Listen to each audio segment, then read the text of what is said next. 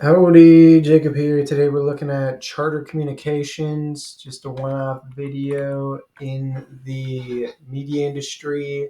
First thing I see is an immense amount of net debt, which is not going to immediately turn me off, but absolutely something that you will have to take into consideration. 43 billion market cap on 138 billion enterprise value. Growth has been great. We are seeing heavy growth, likely a big acquisition 2016, 2017, but even still small growth after that. I don't necessarily, well, yeah, we do see that in 2016. They must be including some companies include acquisitions in their capital expenditures, so that's likely what's causing that. And it looks like they funded it a little bit with debt, or a good amount with debt. They've been funding their debt heavily. There was no debt repurchases, but we'll get back to that. We'll get back to that in a sec. So gross margin is up 4% over the last 10 years. Operating margin is over double.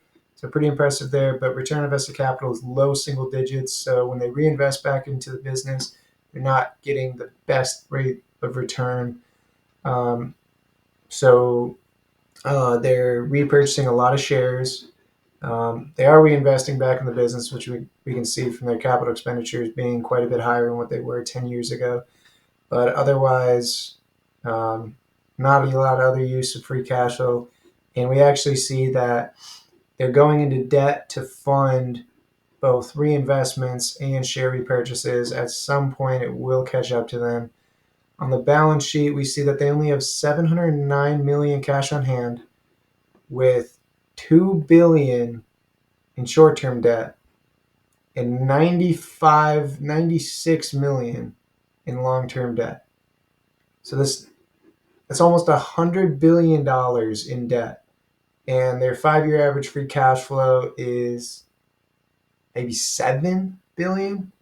So that is substantial. They're looking at 14 times their 5-year average free cash flow in long-term debt. Again, there's ways to think about this. Us as people might have net worths of $100,000, but we have $400,000 loan on our house. And so, from that perspective, you would say, hey, that person is very leveraged, but you would also look at the liability of their house and be like, it's over the next 30 years.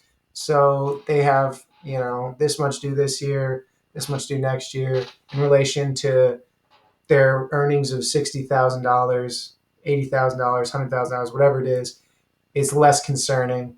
And so obviously, if all their long-term debt is due in 20, 50, 100 years, that's not a big concern at all because they can just pay that off a little bit at a time.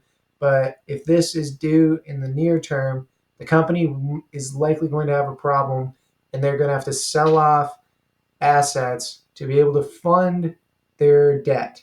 And that is not what you want to see because that detriments growth, that can take away efficiencies, it just causes a large problem. And so companies that go and leverage themselves to the max does look great in the moment when you just look at income statement, you just look at free cash flow statement, but you have to take into consideration the whole business, and the balance sheet absolutely connects the two to where you can see how leveraged is this company, and they are very leveraged.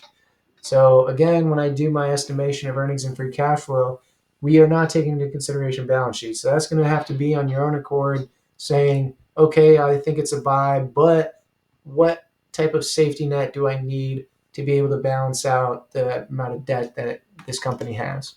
So growth, I don't think they're going to be growing that much, but I wouldn't be surprised if they grew at 3%.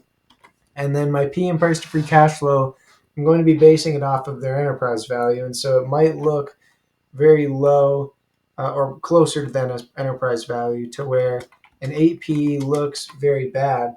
But if we do it in relation to the enterprise value, we're actually looking more on lines of like an 18, 20P.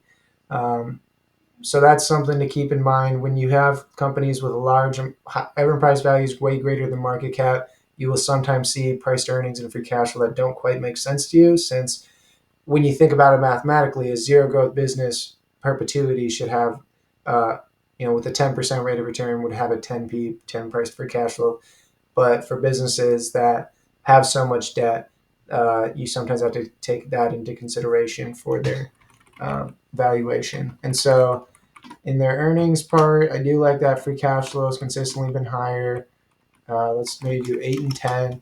But I also want to point out, I haven't done this in a while, but on the balance sheet, if we see that they have $100 billion in debt and their interest rate goes up 1% or 2%, a 2% bump on their interest rate is going to be $2 billion. And $2 billion in relation to their 5-year average of $7 billion is pretty substantial. You're looking at 28% hit on earnings and cash flow just due to the interest rate jumping up.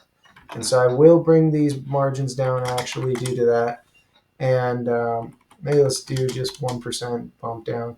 And then share repurchases, they've been buying back 12% of shares, but they can't afford that. So at 40 billion market cap, buying back 12% of shares is them buying, or let's say 10% of shares is them buying at $4 billion, which I mean, I guess they can't afford that. So um, let's say that they use on their 7 billion average. I want them to be paying at least 3.5 to that debt. So that's going to cut the pool I'm looking at to about 3. And then with that 3 billion, I want a little bit. I want them to have options with it. So maybe you limit down to 25% of their free cash flow. We're looking at about 1.5 billion. 1.5 billion is still 3%, 4% of share repurchases. So they are able to repurchase quite a bit of shares still, but I'm leaving a lot of cash to be able to pay down that debt.